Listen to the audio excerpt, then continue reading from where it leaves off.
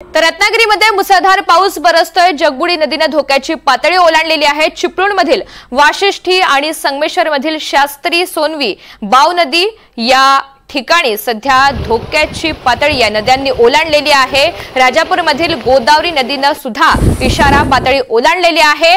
काजळी नदीने पात्र सोडल्यामुळे चांदेराई, हरचेरी आणि सोमेश्वर या गावांमध्ये पाणी हे शिरलेलं आहे। जिल्ह्यामधील नद्यांच्या पाण्याची सद्यस्थिती आणि पावसाचा एकंदरीतच फटका बसलेला आहे। या सगळ्याचा आढावा घेतलेला आहे आमचे प्रतिनिधी राकेश गुडेकर यांनी। आपण पाहूयात।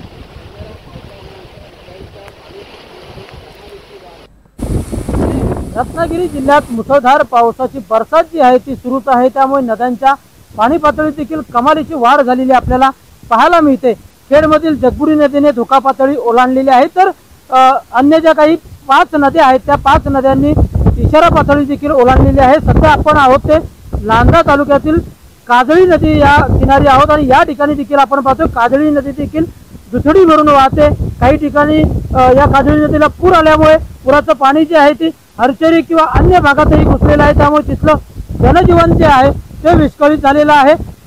रत्नागिरी जिल्ह्यात खेडमधल्या जगबुडी जी नदी आहे त्या जगबुडी नदीने धोका पातळी ओलांडल्यामुळे त्या जगबुडी नदीच्या पुराचं पाणी जे आहे ते बाजारपेठेत घुसण्यास आता सुरुवात झालेली आहे। त्याचप्रमाणे चिपळूणमधील जी वाशिष्ठी नदी आहे त्या वाशिष्ठी नदीचं पूर आल्यामुळे देखील पुराचं पाणी बाजारपेठेत घुसलेलं आहे। त्यामुळे तेथील जनजीवन देखील विस्कळीत झालेले आहे। त्याचप्रमाणे राजापूर तालुक्यातील गोदावरी नदी इशारा पातळी ओलांडलेली आहे। त्याचप्रमाणे संगमेश्वर तालुक्यातील शास्त्री भाव नदी आणि सोनवी नदी आहे या नद्यांनी देखील इशारा पातळी ओलांडलेली आहे। आणि या नद्यांनी इशारा पातळी ओलांडल्यामुळे येथील जनजीवन जे आहे ते पूर्णतः विस्कळीत झालेले आहे। आणि प्रशासनाकडून या नागरिकांना, प्रभावित झालेल्या नागरिकांना सावधानतेचा आणि सुरक्षिततेचा इशारा देखील देण्यात आलेला आहे। पालकमंत्री उदय सामंत यांनी देखील याबाबत माहिती घेऊन सर्वच नागरिकांना सूचना केलेल्या आहेत, आवाहन देखील केलेलं आहे। गरज नसेल तर बाहेर पडू नका असं देखील आवाहन करण्यात आलेलं आहे।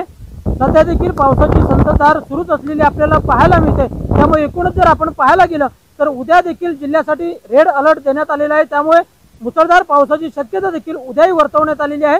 आणि एकूणच आज संपूर्ण दिवसभरात जर आपण पाहायला गेलं तर जिल्ह्यातील जनजीवन जे आहे ते या मुसळधार पावसामुळे विस्कळीत झालेलं आपल्याला पाहायला मिळते। आणि प्रशासनाकडून देखील नागरिकांना सूचना देण्यात आलेल्या आहेत आणि आवाहन देखील करण्यात आलेलं आहे।